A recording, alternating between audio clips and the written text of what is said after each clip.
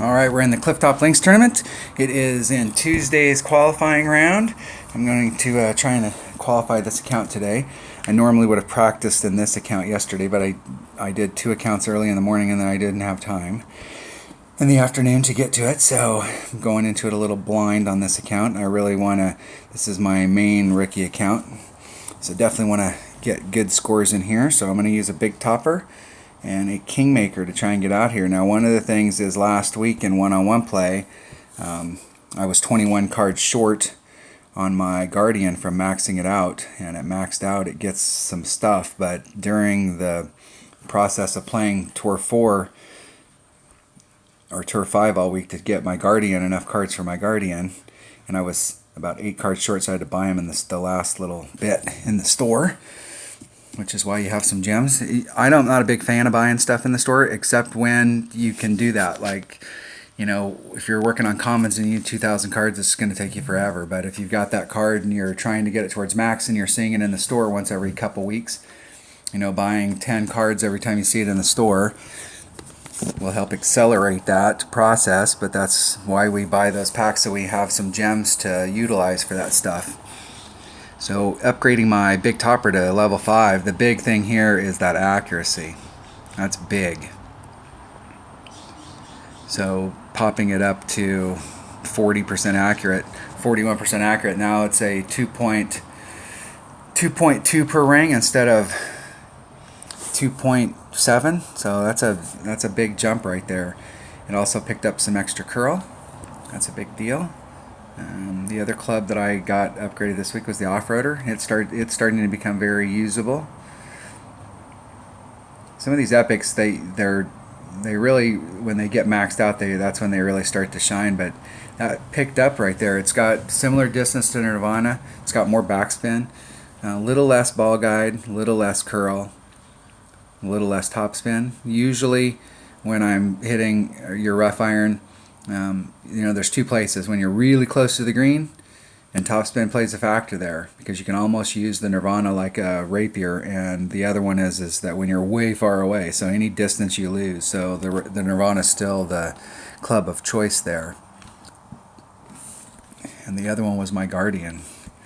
The Guardian really, the big thing on the Guardian is not just the power, but that little bit of topspin. That changes it from having about 2 topspin to having 3 topspin, and that is huge with the Guardian. If you play with the Guardian on a regular basis, there's a lot of holes out there where you just don't have quite enough topspin to get over, and that last little gasp of topspin really helps out. And I'm now in the same distance as far as power range as a big dog. Now I don't have as much topspin, but one of the holes in here, hole number 3, this could come in handy because we're at red line with our big dog.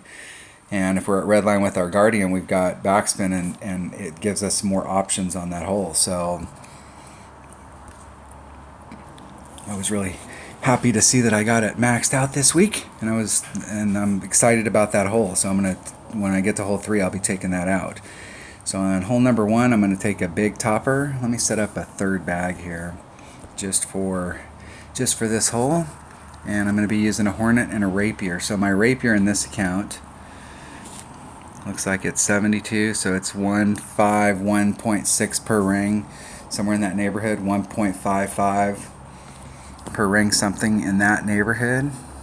And then my hornet is 1.1.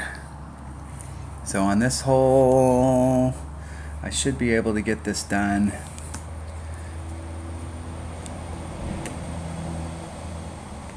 With that extra curl that's on there, I should be able to get this done with a Titan now, and I have lots of Titans, so I'm going to bring a Titan instead of the Kingmaker. Nah, I'm still going to bring a Kingmaker just for the cutting the wind down on the second shot.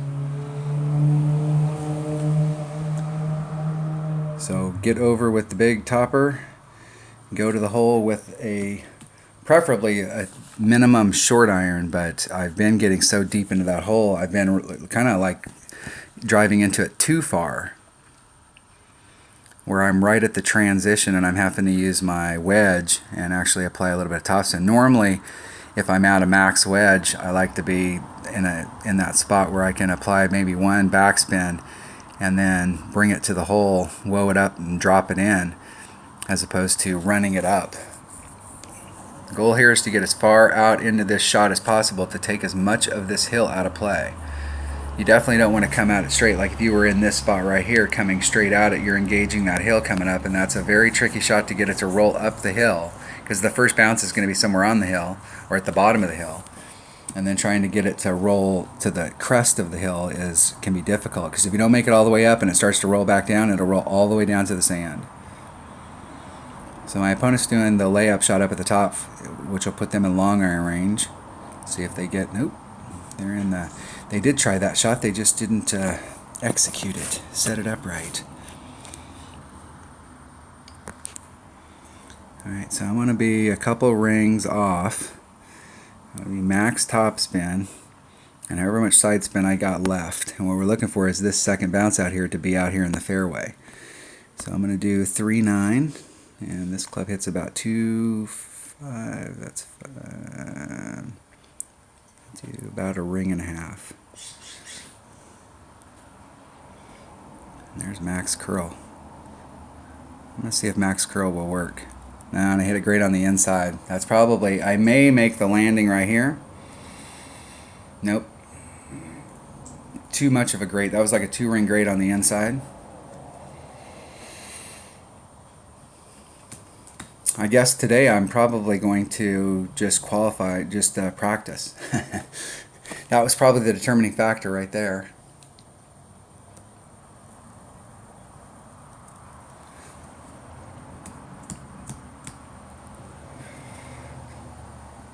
And that angle that I told you that was the worst to approach this green at is exactly where I'm at.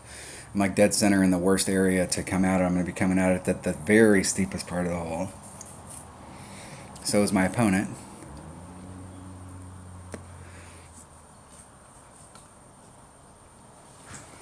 And it's better to be like that and be long up at the top where it's flat than it is to be on the other side of that hill.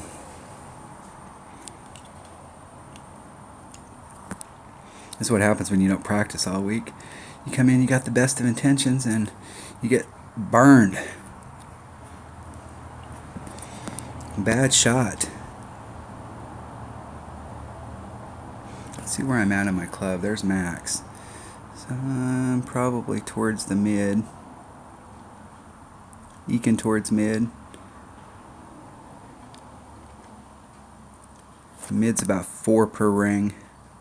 I'm going to do a little shy of a ring.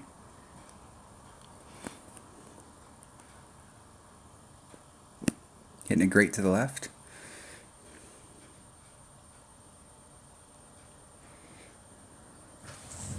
Just trying to bring it up on the top of that hill.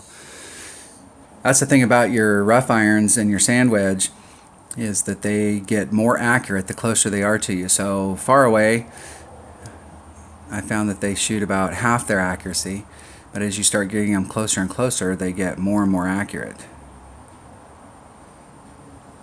I kind of break it up into thirds. So if I'm at max rapier, for instance, it's about 2 per ring. If I'm at about 2/3 distance, I'm about 4 per ring. If I'm a third, I'm about 8 per ring, and if I'm anything closer than that, then it's the slight little adjustment. You can see how much higher the tee boxes are from the rest of this course, though.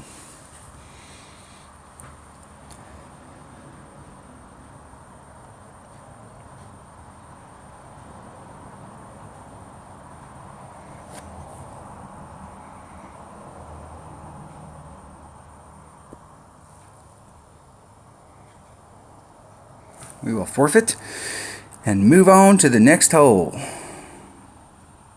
Alright, that was hole number 1 of the Clifftop Links tournament. Thanks for watching.